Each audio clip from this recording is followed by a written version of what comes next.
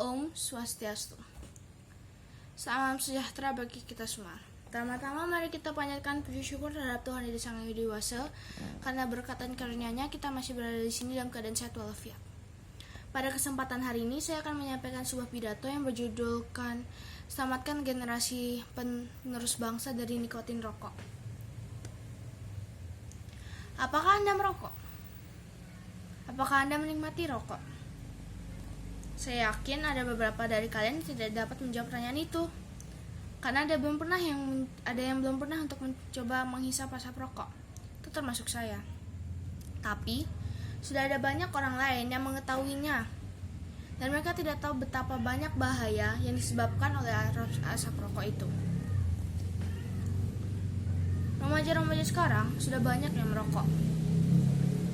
Menurut data dari Kementerian Kesehatan Indonesia, usia merokok berkisar dari umur 10-19 tahun.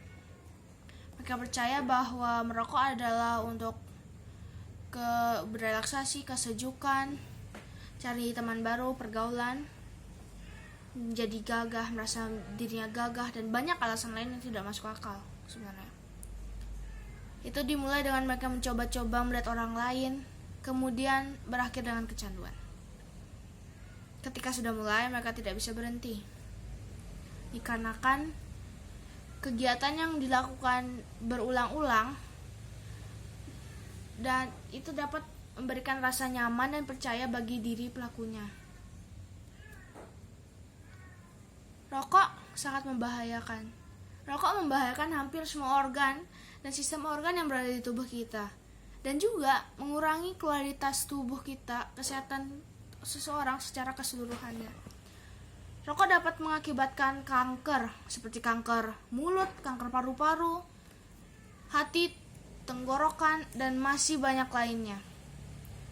Rokok juga mempengaruhi jantung dan pembuluh darah, yang dimana saat kita menghirup asap rokok, sel-sel yang berada di dalam darah kita akan bereaksi terhadap bahan kimia yang ada di rokok. Detak jantung dan juga tekanan darah akan meningkat. Dan juga selain membahayakan diri kita, rokok membahayakan orang-orang yang berada di sekitar kita, itu termasuk orang-orang yang kita cintai. Tanpa disadari, perokok pasif yang menghirup asap rokok punya orang lain berakibatkan sama buruknya seperti perokok aktif. Setiap tahunnya terdapat sekitar 225.000 orang di Indonesia yang meninggal akibat rokok atau penyakit lain yang berakibatkan dengan rokok. Tama-tama misalkan kita lihat dari sudut pandang ekonomi. Harga satu pak rokok berkisar dari harga 20.000 sampai 30.000, dan harganya akan meningkat tiap tahunnya. Jika perokok menghabiskan sekitar 2 pak seminggu, itu sama dengan 8 pak sebulan atau 96 pak per tahunnya. Maka uang yang telah dihabiskan untuk membeli rokok itu berkisar dari harga 240.000 per bulan atau 2.880.000 per tahunnya. Dikarenakan nikotin pada tembakau bersifatnya sangat adiktif, belanja tembakau pada tingkat rumah tangga itu mengalahkan semua prioritas belanja rumah tangga lainnya, termasuk makanan bergizi, pendidikan anak.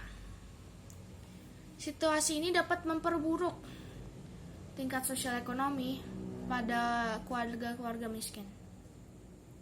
Jika para perokok sadar, uang rokok tersebut dapat digunakan untuk hal-hal yang penting lebih lainnya, seperti membayar uang sekolah anak, untuk tabungan sementara, tabungan tambahan.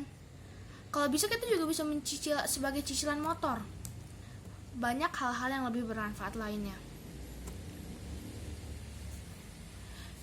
Jika bagi perokok aktif yang sudah terdiagnosa sakit akibat rokok, mereka memikirkan juga tentang biaya rokok.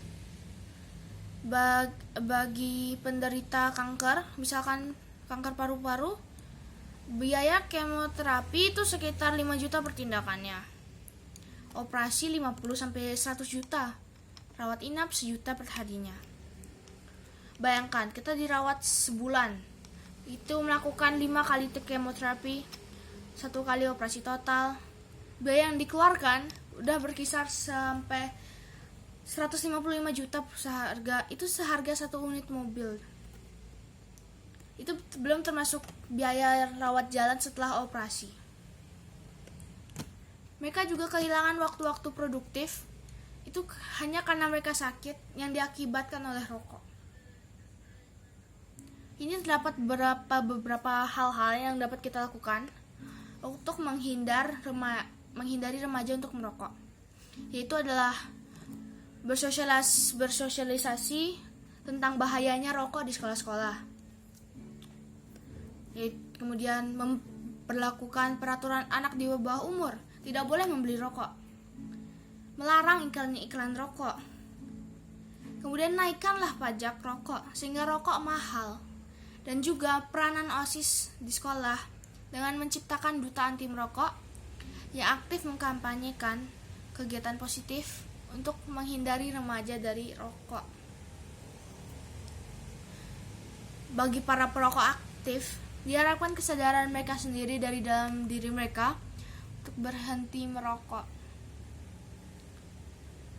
demi kesehatan diri sendiri dan orang yang mereka cintai. Bergaullah dengan orang-orang yang anti merokok. Menggantikanlah kebiasaan merokok dengan hal-hal lain, dengan cemilan sehat misalkan. Digantikan dengan berolahraga, menghabiskan waktu dengan keluarga, dan banyak hal-hal lain yang lebih bermanfaat daripada merokok. Dukungan keluarga dan teman-teman juga sangat berperan dalam usaha menghentikan seseorang untuk berhenti merokok. Mereka dengan memberikan pujian dan motivasi untuk berhenti total, perokok juga akan termotivasi dirinya untuk berhenti. Perokok berat juga dapat menemui terapis profesional untuk membantunya berhenti dari kebiasaan buruknya itu. Demikianlah pidato saya hari ini. Semoga pemaparan saya mengenai bahaya rokok dan akibat rokok dapat diterima baik, dan mari kita bersama-sama menyerukan kampanye anti merokok demi kesehatan fisik dan mental generasi penerus bangsa dan juga kita. Mohon maaf jika ada hal-hal yang kurang berkenan dan kesalahan kata. Saya ucapkan terima kasih atas perhatiannya. Om Santi Santi Santi Om.